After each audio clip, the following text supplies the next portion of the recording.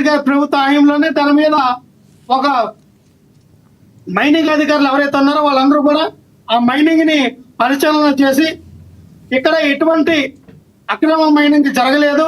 1050 metric టన్నుల ఈ sulphur and mica mixing అయినటువంటి ఆ యొక్క ఏవైతే ఈ గనులు ఉన్నాయో అవి అలాగే ఉన్నాయి, ఎటువంటి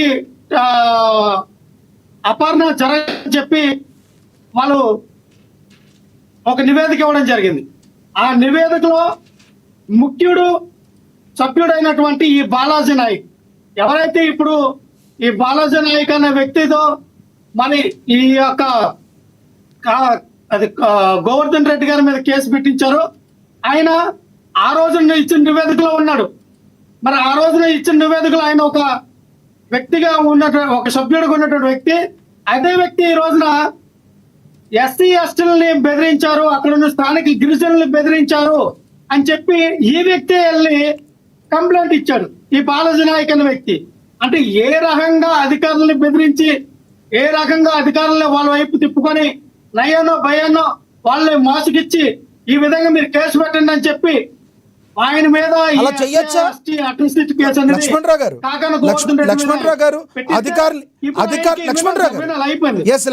ఒక మాట, అధికారులను బెదిరిస్తే అధికారులు బెదురుతారా? అలా చెయ్యొచ్చా? డెఫినెట్ గా. అంటే గత ప్రభుత్వంలో ఏమన్నా ఎక్స్పీరియన్స్ ఉందా? డెఫినెట్ గా బెదిరితారు.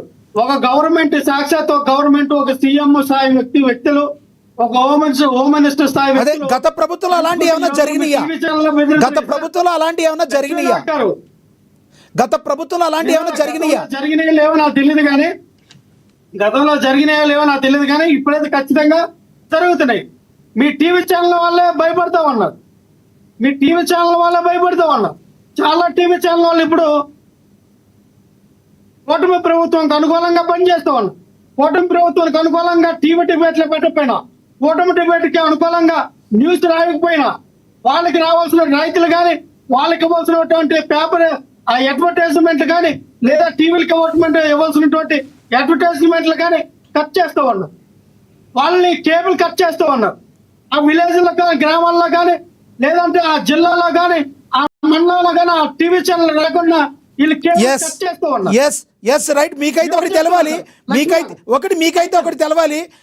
ఎవరేమో తెలియదు కానీ అమ్మా న్యూస్, ఏఎన్ఎన్ న్యూస్కు మాత్రం అలాంటి భయాలు ఏమీ లేవు. ఎవరు ఏది ఉన్నా కూడా నిష్పక్షపాతంగా మాట్లాడతాం. దానికి కారణమే మేము అందరి వాయిస్లు కూడా తీసుకుంటాం. మేము ఎవరికి కూడా భయపడేది లేదు. మళ్ళీ వస్తాం మీ దగ్గరికి. మళ్ళీ వస్తాం. లక్ష్మీనాథ్ గారు చెప్పండి. ఈ విషయంలో అమ్మా న్యూస్ అనేది మీరు అన్నట్టుగా 100% ఎవరికి భయపడేది కాదు, ఎవరికి అనుకూలంగా పనిచేసింది కాదు. ఎందుకంటే నేను చాలా వందల డిబేట్లు అమ్మా న్యూస్ లో ఇవ్వడం జరిగింది. ఖచ్చితంగా మీరు అర్హంగానే ఉంటారు, న్యూట్రల్ గానే వెళ్తా, అందులో ఎటువంటి డౌట్ లేదు. నేను ఒకటి చెప్తా ఉన్నా లక్ష్మీనాథ్ గారు, ఇక్కడ ఏదైతే ఈ మైనింగ్ లో A1 గా A2 గా ఉన్న వ్యక్తులకి బెయిల్ ఇచ్చారండి. A1 A2 అన్న వ్యక్తులకి బెయిల్ ఇచ్చారు. మళ్ళీ కాకాన గోవర్ధన్ రెడ్డితో సహా ఇంకో ఇద్దరిని అరెస్ట్ చేస్తే కాకాన గోవర్ధన్ రెడ్డి గారికి ఎక్కడ బెయిల్ వస్తుందో అని ఒక నప్పంతో ఎస్సీ ఎస్టీ కేసు వేయించారు బెయిల్ రాకన్నా.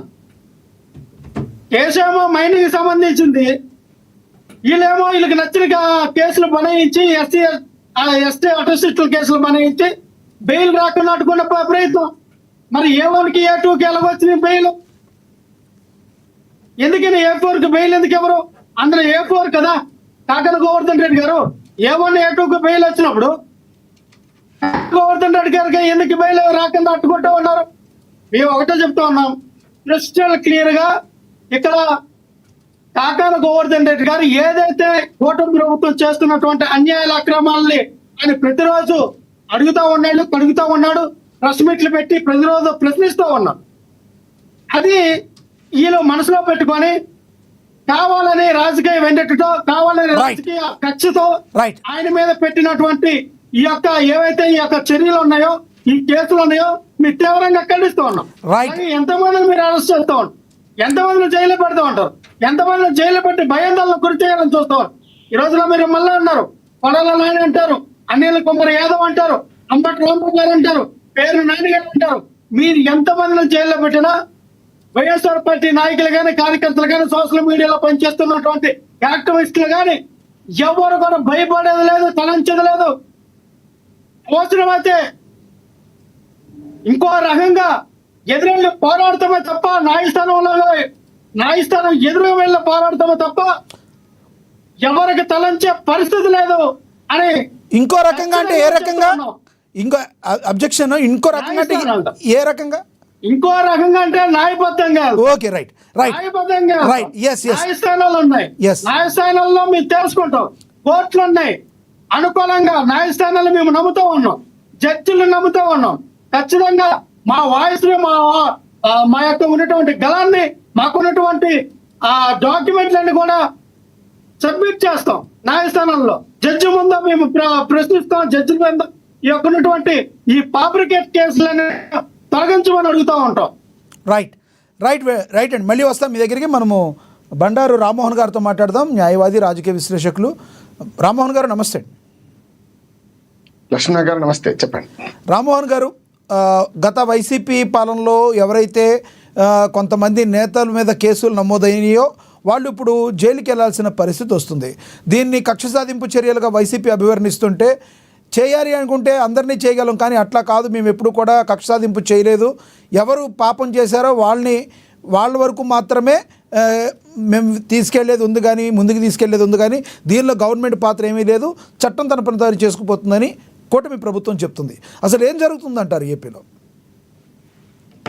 లక్ష్మణ గారు, మీకు అట్లాగే లక్ష్మణరావు గారికి, వేణుగోపాల్ గారికి, అమ్మాని ప్రేక్షకులకు నమస్కారం. నమస్తే అండి.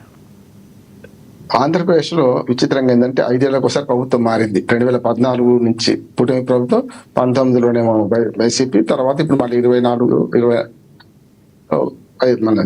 మళ్ళీ కూటమి ప్రభుత్వం వచ్చింది. ఏమంటున్నా దొంగ పోలీసు ఆట ఆడుతున్నారు అప్పటి నుంచి ఈ 2 ప్రభుత్వం అన్నప్పుడు. అంటే పోలీసులు స్వతంత్రంగా వ్యవహరించే లేకుండా నిష్పక్షపాతంగా వ్యవహరించే పరిస్థితి లేదు. ఎవరు అధికారులు ఉన్నప్పుడు మిగతా వాళ్ళు ఇద్దరు నిజమే చెప్పారు కదా.